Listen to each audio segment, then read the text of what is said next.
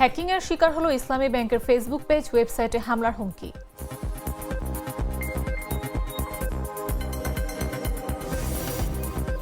মিরপুরে যাত্রী নামিয়ে বাসে দুর্বৃত্তদের গুলিবর্ষণ ও অগ্নিসংযোগ।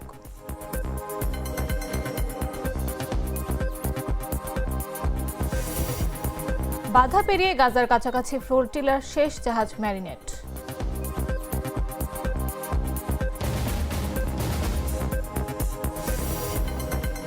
পাকিস্তান নিয়ন্ত্রিত কাশ্মীরে সহিংস বিক্ষোভ, নিহত অন্তত ৮।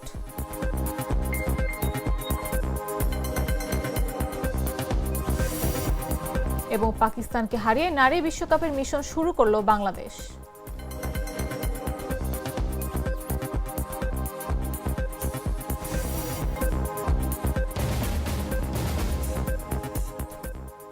দুপুর ১টা নিউজে সবাইকে আমন্ত্রণ। সাথে আছে আমি নাফিস আব্দুল্লাহ।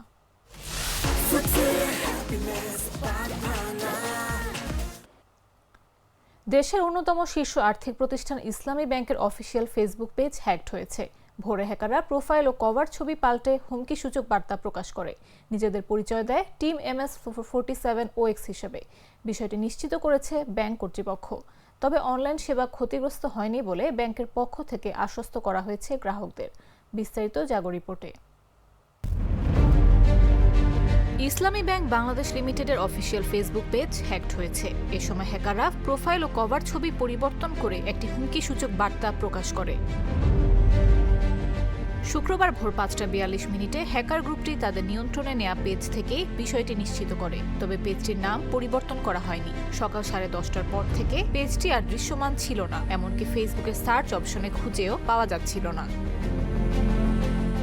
হ্যাকার গ্রুপটি দাবি করেছে তারা ব্যাংকের কার্যক্রম নজরদারিতে রেখেছে এবং শিগগিরই ফেসবুক পেজ ও ওয়েবসাইটে বড় ধরনের সাইবার হামলা চালাবে। বার্তায় টিম MS47OX নাম ব্যবহার করা হয়েছে। ব্যাংকের জনসংযোগ বিভাগের প্রধান নজরুল ইসলাম গণমাধ্যমকে জানিয়েছেন, ফেসবুক পেজ হ্যাক হওয়ার বিষয়টি সত্য। ইতিমধ্যে ব্যাংকের আইটি বিভাগ বিষয়টি সমাধানে কাজ শুরু করেছে। ঘটনার পর ব্যাংকের গ্রাহক ও সাধারণ মানুষের মধ্যে উদ্বেগ দেখা দিয়েছে। অনেকেই জানিয়েছেন হ্যাকের সময় পেজে অস্বাভাবিক পোস্ট চোখে পড়ে, তবে অনলাইন সেবায় কোনো প্রভাব পড়েছে কিনা তা এখনো স্পষ্ট নয়। বঙ্গোপসাগরে সৃষ্টি হওয়া সুস্পষ্ট লঘুচাপটি ঘনীভূত হয়ে গভীর নিম্নচাপে পরিণত হওয়ার পর বাংলাদেশ উপকূল অতিক্রম করেছে। বর্তমানে এটি ভারতের উড়িষ্যা উপকূলে গভীর নিম্নচাপ আকারে অবস্থান করছে। এর প্রভাবে দেশের বিভিন্ন স্থানে বৃষ্টি হচ্ছে। শুক্রবার ভোর 5:30 থেকে রাজধানী ঢাকায় মুষলধারে বৃষ্টি শুরু হয়। এদিকে বৃষ্টিতে রাজধানীর বিভিন্ন এলাকায় জলাবদ্ধতা দেখা দিয়েছে। বিশেষ করে শহরের অপেক্ষাকৃত নিচু সড়কগুলো পানির নিচে তলিয়ে যায়। এতে চলাচলে ভোগান্তিতে পড়তে দেখা যায় বিভিন্ন যানের চালক ও যাত্রীদের। তবে ছুটির দিন হওয়ায় রাস্তায় মানুষের চলাচল অত্যন্ত কম। এর আগে দেশের ৮ বিভাগে ভারী থেকে অতি ভারী বর্ষণের আভাস দিয়েছিল আবহাওয়া অফিস। বর্ষণের প্রভাবে ভূমিধস ও জলাবদ্ধতার সম্ভাবনার কথাও জানানো হয়।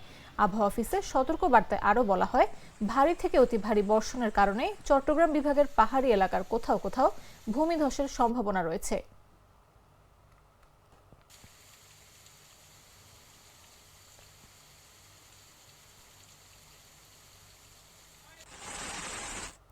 রাজধানীর মিরপুরে যাত্রীদের নামিয়ে আলিফ পরিবহনের একটি বাসে গুলিবর্ষণ ও আগুন দেওয়ার ঘটনা ঘটেছে। শুক্রবার সকালে মিরপুর 10-এর সেনপাড়ায় এই ঘটনা ঘটে। কাফরুল থানার ভারপ্রাপ্ত কর্মকর্তা মোহাম্মদ আবদুল্লাহ আল মামুন এই তথ্য নিশ্চিত করেন। তিনি জানান, শুক্রবার সকালে মেট্রো রেলের 266 নম্বর পিলারের নিচে আলিফ পরিবহনের একটি বাসের গতিরোধ করে 3 জন। এদের মধ্যে 2 জন গাড়িতে উঠে সবাইকে নামিয়ে দিয়ে বাসে আগুন দেয়। পরে নিচে থাকা একজন জানালার গ্লাসে গুলি করে পালিয়ে যায়। ওসি আল মামুন আরও জানান, এটা আলিফ পরিবহনের অভ্যন্তরীণ কোন্দলের কারণে এক পক্ষ অন্য পক্ষের বাসে হামলা চালিয়েছে। এ ঘটনায় মামলার প্রক্রিয়া চলছে।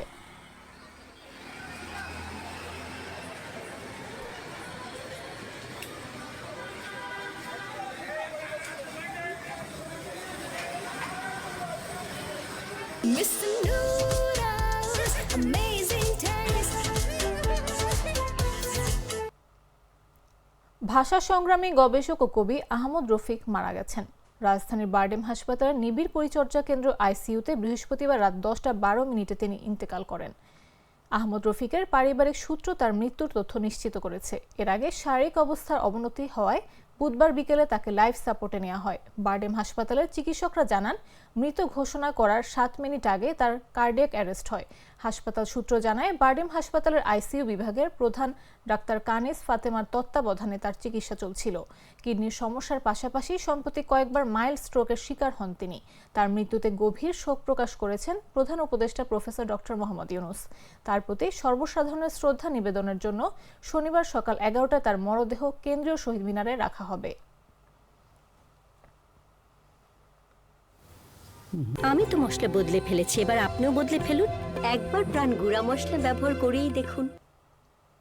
জানাবো আন্তর্জাতিক সংবাদ।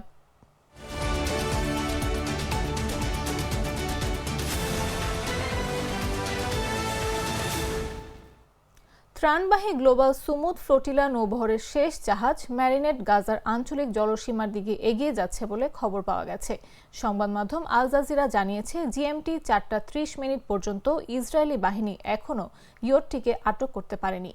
একটা লাইভ ভিডিও ফিডে দেখা যায়, সূর্যোদয়ের সাথে সাথে ভূমধ্যসাগরে আন্তর্জাতিক জলসীমা দিয়ে এগিয়ে চলেছে নৌযানটি। Global Sumud flotilla geo tracker অনুসারে জাহাজটি বর্তমানে গাজার আঞ্চলিক জলসীমা থেকে প্রায় 48 নটিক্যাল মাইল পশ্চিমে অবস্থান করছে। এর আগে আল জাজিরার আলাদা এক প্রতিবেদনে বলা হয়, ম্যারিনেট পোলিশ পতাকার অধীনে চলছে এবং এতে মোট 6 জন আরোহী আছেন। বৃহস্পতিবার সোশ্যাল মিডিয়ায় পোস্ট করা এক ভিডিওতে জাহাজটির ক্যাপ্টেন জানান, তাদের নৌযানের ইঞ্জিনের সমস্যা ছিল, যা এখন সমাধান করা হয়েছে। ফ্লোটিলা আয়োজকদের মতে, জাহাজটি এখনও স্টারলিংকের মাধ্যমে সংযুক্ত এবং যোগাযোগের মধ্যেই আছে। এক লাইভ স্ট্রিমে দেখানো হচ্ছে, এখন পর্যন্ত জাহাজটি সক্রিয় রয়েছে। বিশ্বের অর্থনীতিতে নতুন ইতিহাস রচনা করলেন ইলন মাস্ক। প্রথম ব্যক্তি হিসেবে $500 বিলিয়ন সম্পদের মালিক হয়েছেন টেসলা, স্পেসএক্স ও XAI এর এই উদ্যোক্তা। শেয়ারের ঊর্ধ্বগতি তাকে এই উচ্চতায় পৌঁছে দিয়েছে। বিশ্লেষকরা বলছেন, প্রযুক্তি খাতে তার আধিপত্যই নতুন অর্থনীতি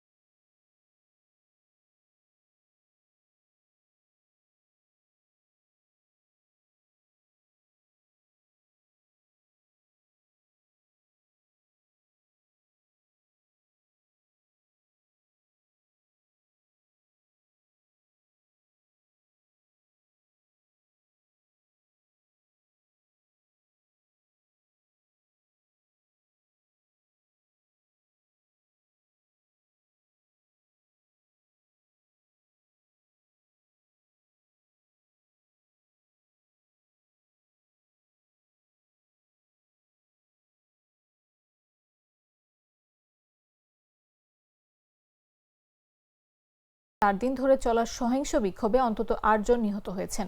পরিস্থিতি সমাধানে প্রধানমন্ত্রী শেহবাজ শরীফ জ্যেষ্ঠ কর্মকর্তাদের সমন্বয়ে একটি বিশেষ কমিটি গঠন করেছেন। বৃহস্পতিবার পাকিস্তানি কর্মকর্তারা এসব তথ্য জানায়। বিক্ষোভে এখন পর্যন্ত 3 পুলিশ সদস্য ও 5 বেসামরিক লোক নিহত হয়েছে বলে রয়টার্সকে জানিয়েছে ইসলামাবাদের 2 জন নিরাপত্তা কর্মকর্তা। বিক্ষোভের পূর্ণাঙ্গ চিত্র এখনও স্পষ্ট নয়। তবে ব্রিটিশ বার্তা সংস্থা রয়টার্স জানায়, সোমবার হাজারো মানুষ পার্শ্ববর্তী শহর থেকে আঞ্চলিক রাজধানী মুজাফফরাবাদে জমায়েত হলে বিক্ষোভ ছড়িয়ে পড়ে। এরপর থেকে অঞ্চলটিতে মোবাইল ও ইন্টারনেট সংযোগ বিচ্ছিন্ন করে দিয়েছে কর্তৃপক্ষ। সোমবার থেকে শুরু হওয়া সংঘর্ষ এখনও থামেনি। বিক্ষোভের জেরে সোমবার থেকে ব্যবসা বাণিজ্য, স্কুল ও গণপরিবহন বন্ধ রয়েছে বলে কর্মকর্তারা ও পাকিস্তানি টিভির প্রতিবেদনে জানানো হয়।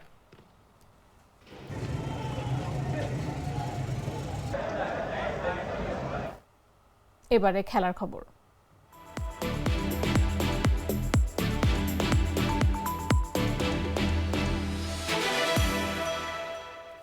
বিশ্বকাপে জয়ের দারুণ সূচনা করেছে বাংলাদেশের নারী ক্রিকেট দল। পাকিস্তানকে ৭ উইকেটে হারিয়ে টাইগ্রেসরা শুরু করেছে তাদের প্রতিযোগিতা। টস জিতে আগে ব্যাট করতে নেমে পাকিস্তান ৩৮.৩ ওভারে সব উইকেট হারিয়ে ১২৯ রান সংগ্রহ করে। দলের সর্বোচ্চ রান আসে রামিন শামীমের ব্যাট থেকে ২৩ রান। বাংলাদেশের পক্ষে শুরুটা কিছুটা ধীর হলেও রুবাইয়া হায়দারের ঝলকানো 50 সহায়তায় জবাবে ৩১.১ ওভারে ৩ উইকেট হারিয়ে জয় নিশ্চিত করে দল। ফারজানা হক ও শারমিন আক্তারের ব্যর্থতার পর নিগার সুলতানা জ্যোতি ও রুবাইয়া হায়দারের তৃতীয় উইকেট জুটিতে ৬২ রান আসে। শেষ পর্যন্ত ঝিলিক ৭৭ বলে অপরাজিত ৫৪ রান করেন আর সুবহানা মোস্তারি ১৯ বলে অপরাজিত ২৪ রান যোগ করেন।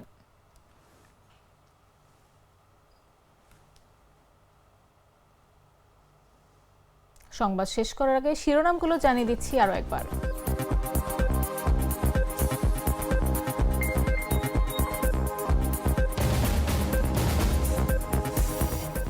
হ্যাকিংয়ের শিকার হলো ইসলামী ব্যাংকের ফেসবুক পেজ, ওয়েবসাইটে হামলার হুমকি।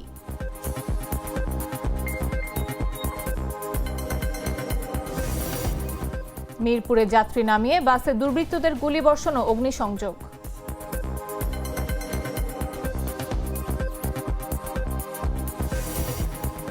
বাধা পেরিয়ে গাজার কাছাকাছি ফ্লোটিলার শেষ জাহাজ ম্যারিনেট।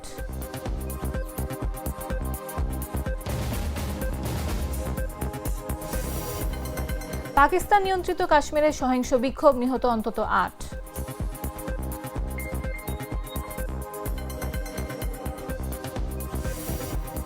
এবং পাকিস্তানকে হারিয়ে নারী বিশ্বকাপের মিশন শুরু করল বাংলাদেশ।